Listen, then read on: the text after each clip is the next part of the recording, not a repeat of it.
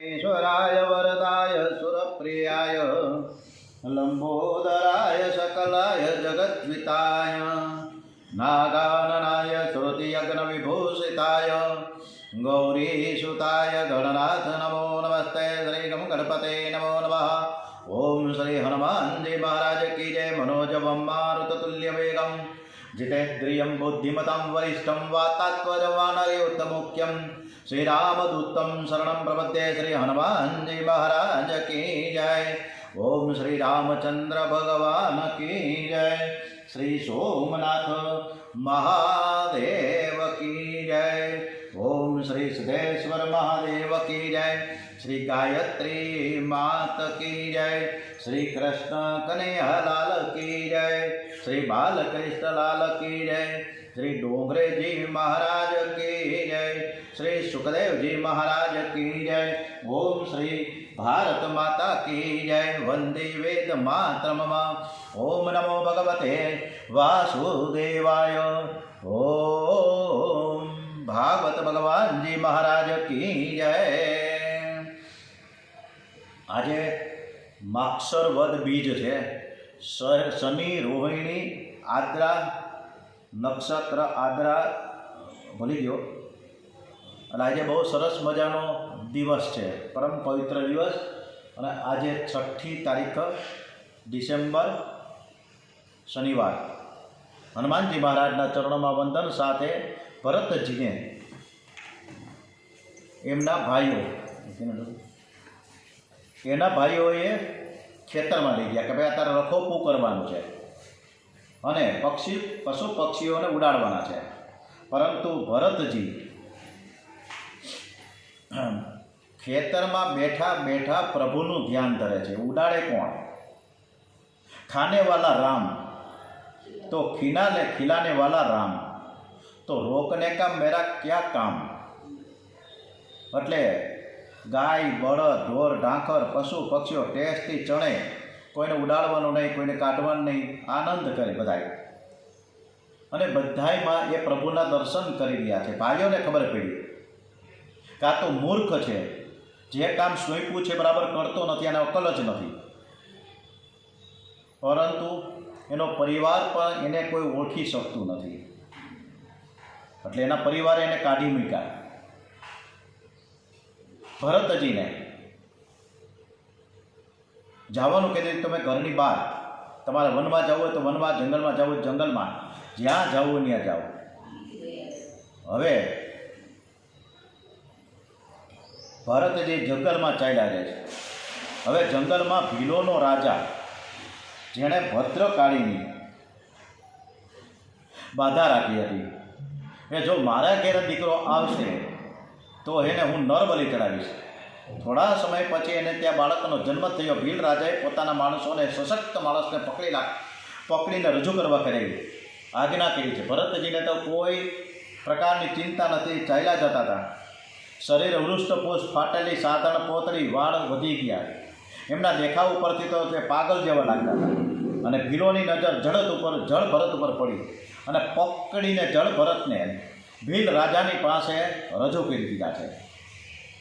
હવે ભરતજીને તો સરસ બીજાને નવડાવવામાં આવ્યા, સ્વચ્છ લાલ કપડું પહેરવામાં આવ્યું, રક્ત ચંદનનું તિલક કર્યું, ફૂલની માળા પહેરાવી, ખાવા માટે મીઠાઈ પી ભરતજી શાંતિથી નારાયણનું શ્રીમન નારાયણ નારાયણ નારાયણ શ્રીમન નારાયણ નારાયણ નારાયણ આનંદથી નારાયણનું સ્મરણ કરતા કરતા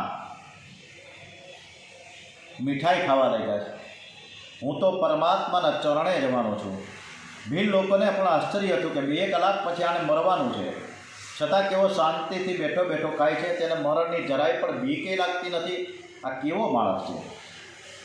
આજે શનિ રોહિણી અમૃત સિદ્ધ યોગ છે।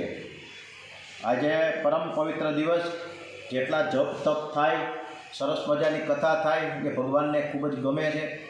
આજે શનિવારનો પરમ પવિત્ર દિવસ, પાછો રોહિણી અમૃત સિદ્ધ યોગ છે, માક્ષર વદ બીજ। હવે ભીલ લોકોએ ભોજન કર્યું, મદિરાપાન કર્યું છે અને વાતે ગાતે ભદ્રકાળી માતાજીના મંદિરમાં લઈ આવ્યા છે. ભરતજીને માથું નમાવવાનું કીધું એટલે માથું નમાયું.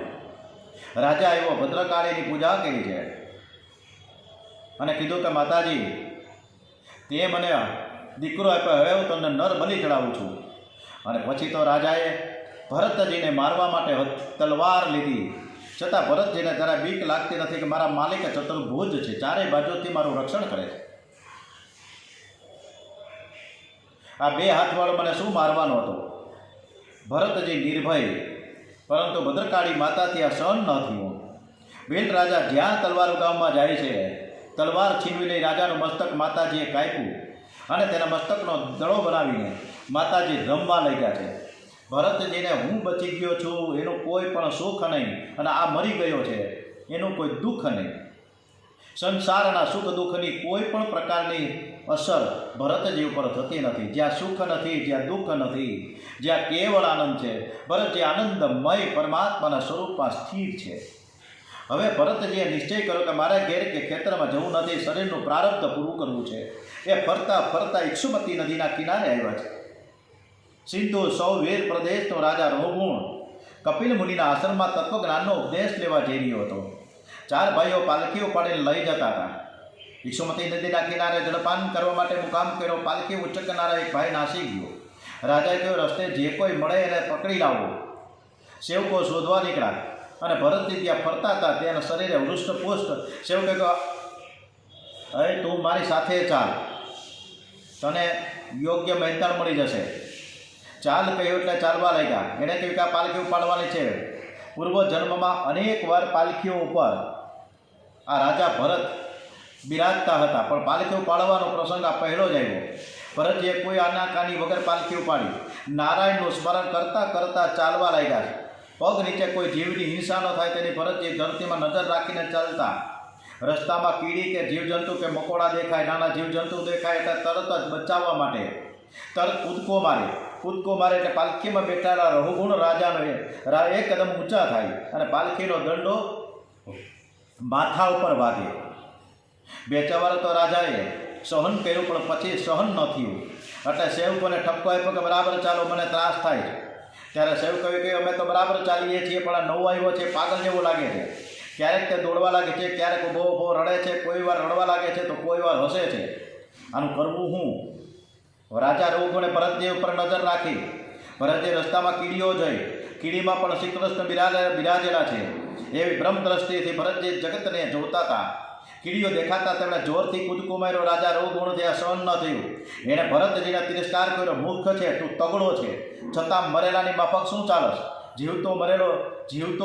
તું જીવતો હોવા છતાં પણ મરેલો જેવો દેખાય છે. તને વજન જેવું લાગે છે કે નહીં? સીધો ચાલ, નહીં તો તને હું મારીશ. હું જાણતો નથી કે હું આ પ્રદેશનો રાજા છું. તને હું બરાબર સજા કરીશ. માર પડશે એટલે તારું ગાંડ પણ દૂર થઈ જશે. હવે રાજાનો ભરતજીએ એક પૈસો લીધો નથી, રાજાના ઘરનું કંઈ ખાધું નથી, રસ્તે ફરતા હતા જબરદસ્તીથી લઈ આવ્યા, છતાં રાજા મારવા તૈયાર થયો છે. ભરતજીનું મન શાંત છે. રાજાએ બહુ તિરસ્કાર કર્યો, પણ ભરતજીના મન ઉપર જરાય અસર ન થઈ. તે માન અપમાનને પી ગયા છે. રાજાના અપમાનમાં શબ્દો સાંભળીને ભરતજીને એમ થયું કે આનો હું કાંઈક ઉદ્ધાર કરું. મારા ખંભે બેઠો છે એટલે થોડુંક એનું જ્ઞાન આપું. સુખદેવજી મહારાજ વર્ણન કરે છે કે આખું જગત ભરતજીને મૂંગો માને છે. એમને કોઈ ઓળખી શકતું નથી. ભગવાનની ઈચ્છા થઈ કે મારા ભક્તનું જ્ઞાન મારે જાહેર કરવું છે, મારા ભરતની કીર્તિ મારે વધારવી છે. પ્રભુએ લીલા કરી. આજે ભરતજીને બોલવાની ઈચ્છા થઈ. જીવનમાં એકવાર બોલ્યા છે, પણ જે રઘુગુણ સાથે બોલ્યા છે તેનું કલ્યાણ કર્યું. બોલો તો એવું બોલો કે સાંભળનારને કનૈયો વહાલો લાગે, સાંભળનારનું પાપ બળે. ભરતજીને રાજા રઘુગુણને બોધ આપવાની ઈચ્છા થઈ. સદા મૌન રહેતા ભરતે રઘુગુણને સત્સંગનો મહિમા સમજાવતા કહે છે કે રાજન, તે હમણાં જેવું કીધું કે તું બહુ તગડો છે, પણ તે શરીરનો ધર્મ છે. આત્માને એની સાથે કોઈ સંબંધ નથી. હું શરીર નથી, શરીરનો એક સાક્ષી છું.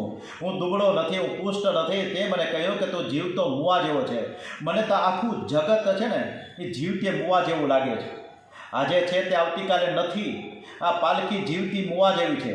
પાલખીમાં જે પૂતળું બેઠું છે તે જીવતી મુવા જેવું છે. તે મને કહ્યું ને કે વજન લાગે તો શું? અરે વજન નામની કોઈ વસ્તુ છે જ નહીં. ભરતજીની નિર્વિકાર અવસ્થા છે. રાજાએ બહુ અપમાન કર્યું ત્યારે ભરતજી નારાજ થયા નહીં, અને રાજાએ અતિ માન આપ્યું ત્યારે પણ ભરતજીને રાજી થયા નહીં. જ્યાં માન નથી, જ્યાં અપમાન નથી, જ્યાં સુખ નથી, જ્યાં દુઃખ નથી, સંતની પરીક્ષા મનોવૃત્તિ થાય છે, કપડાથી નહીં. માન મળ્યું તો પણ એ ક્ષમતા માનમાં વૃત્તિ થાય છે. વેશથી સંત થવું કઠણ છે. ભરતજીના ચરણમાં સાષ્ટાંગ વંદન કર્યા. રાજાએ ભરતજીને ખૂબ જ બહુમાન આપ્યું. પાલખીમાંથી ગાદી બહાર કાઢીને એના ઉપર ભરતજીને બેસાડ્યા. એમ છતાં પણ એમની મનોવૃત્તિમાં કોઈ પણ પ્રકારનો ફેરફાર ન થયો. જ્યારે તેમને થોડું પણ અપમાન થાય કોઈ પણ સાધારણ માનવીને, ત્યારે હૈયું બાળે છે. અને જેને માન ગમે છે તેને અપમાન બહુ દુઃખ આપે છે. જેને માન ગમતું નથી તે અપમાનમાં શાંતિ ગુમાવતો નથી.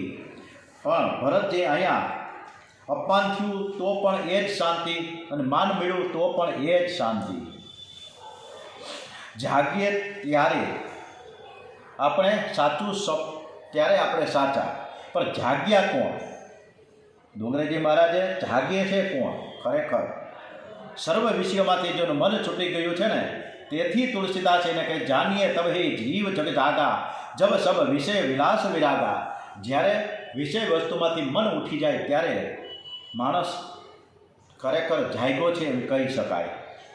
ભરતજી રાજા રહુગુણને દિવ્ય તત્વજ્ઞાનનો ઉપદેશ કર્યો છે, અને ભવાટવીનું વર્ણન કર્યું છે. સંસાર જંગલમાં જીવ અનાદિકાળથી રખડે છે, એનો કોઈ અંત આવતો જ નથી. જીવ ભાન ભૂલ્યો છે, વિચારતો નથી કે હું ક્યાં હતો અને ક્યાં જઈ રહ્યો છું. રસ્તામાં તેને 6 ગઠિયા મળે છે, અને આ 6 ગઠિયા તેનું વિવેકરૂપી ધન લૂંટી લે છે અને એને ખાડામાં ફેંકી દે છે. 5 જ્ઞાનેન્દ્રિય, 6ઠું મન, આ 6 ગઠિયા છે. આ એક ઇન્દ્રિયો આત્માનું વિવેકરૂપી ધન લૂંટી લે છે, એને છેતરે છે. કોઈ સંત મળે તો સંસારરૂપી જંગલમાંથી એને બહાર કાઢે. મનુષ્ય જન્મ સર્વ પુરુષાર્થનું એક સાધન છે, એમ કહીને દેવો આ ભરત વંશમાં જન્મ પામેલા મનુષ્યનો આ પ્રમાણે મહિમા ગાય છે. અહો, ભારત વર્ષના મનુષ્યોએ ક્યાં પુણ્ય કર્યા છે, અથવા તો શ્રીહરિ પોતે જ શું તેઓના ઉપર પ્રસન્ન થયા છે? મનુષ્ય જન્મ હરિની સેવા માટે ઉપયોગી હોય, અમે પણ એની ઝંખના કરીએ છીએ. એ સૌભાગ્યની તો અમે તો હંમેશા એવી ઈચ્છા કરીએ છીએ કે અમને પણ ધરતી ઉપર જન્મ મળે. આમ દેવો પણ જેની ઝંખના કરે છે, એવો મનુષ્ય જન્મ ભારતમાં મેળવ્યા પછી માનવી ઈશ્વરને ભૂલે તો એનું દુર્ભાગ્ય. પરમાત્માએ જન્મ આપીને મોટી કૃપા કરી છે, તેને શું વ્યર્થમાં જવા દેશો? ચારે તરફ જોતા બહુ દુઃખ થાય છે. આજકાલ કલિયુગમાં રાવણ તો નથી રહ્યા, પણ રાવણનો વંશ બહુ વધ્યો છે. આજકાલ સમય એવો આવ્યો છે કે દરેકનું મન બગડે છે, પણ નામ સાથે પ્રીતિ થતાં મન બગડતું અટકી જાય છે. પછી તો સુખદેવજી એક અધ્યાયમાં ભરતજીના વંશનું વર્ણન કર્યું છે. પછી ભૂગોળ અને ખગોળનું વર્ણન કર્યું.